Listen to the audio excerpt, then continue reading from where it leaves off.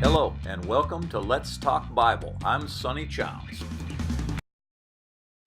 You have heard that it was said to the people long ago, "You shall not murder, and anyone who murders will be subject to judgment." But I tell you that anyone who is angry with a brother or sister will be subject to judgment. Again, anyone who says to a brother or sister, "Raka," is answerable to the court, and anyone who says, "You fool," will be in danger of the fire of hell. I think that the second thing I would suggest to you with regards to make it real applications is from this idea of don't murder versus don't be angry. Um, we need to be careful with the vindictiveness. Motives matter. You got to ask yourself, why am I saying that? Why am I responding that way? Why am I posting that? If you're not posting it to help someone, if you're not posting it to build someone up, and I realize tough love, I preach that all the time. Tough love comes into being here. You can say stuff harshly that needs to be stated and not be vindictive. But so often we feel this competition-like thing. I got to one-up you. I've got to nail your hide to the wall. And those motives are obviously not the motives of Christ. Have you ever been so angry that you wish somebody would fail? A lot of stuff happening with our president right now, and I recognize he's not a perfect man. I understand that he's got a lot of growing to do, and etc. But some people, and I'm talking about Christians, because I got a lot of folks who are on Facebook with me with friends. They just, you can tell they just hate him. They just despise him.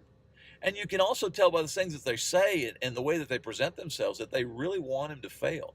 Friends, that is not of God. That is not right. Our last president, who was a liberal, and I'm convinced probably a Muslim, I spent hours praying for that man. Not that he would fail, but that he would find, not Allah, but he'd find Jehovah, that he would find the true God. We've got to examine our motives. So the second thing I would say to you with regards to murder versus anger, as we deal with this overall topic of, how far can I go with my anger? Is anger a bad thing? Is it always a bad thing, etc.? The second thing I'd suggest to you is that we need to be careful with vindictiveness. Here's your challenge. Write this phrase, if you will, on a sticky note, put it on your mirror, wherever you'll see it regularly. Write this phrase: agape equals tough love. Then write a blank beside it, just an empty line beside it. And that empty line is to remind you of people. I don't want you to put their names there because somebody else might see this sticky note and they would be hurt by it. But I want you to put that empty line there, and I want you to just think of some people who just step on your last nerve. Individuals who are constantly making you angry. And then I want you to reference what comes before that. Remember, agape is tough love. Agape really means that you love people you don't like. That's basically the idea of agape. It means that you have come to want the best for folks who just really drive you nuts. That's the type of Christian love that we are supposed to have. And so secondarily, with this idea of murder versus anger, etc., watch your vindictiveness. And secondarily, I would suggest you then write this on a sticky note or whatever. Agape equals tough love, then put a blank.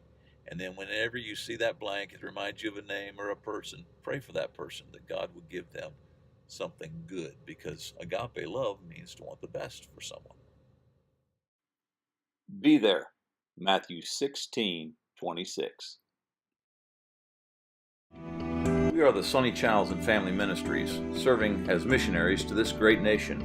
Please pray for us and consider adding us to your missions giving.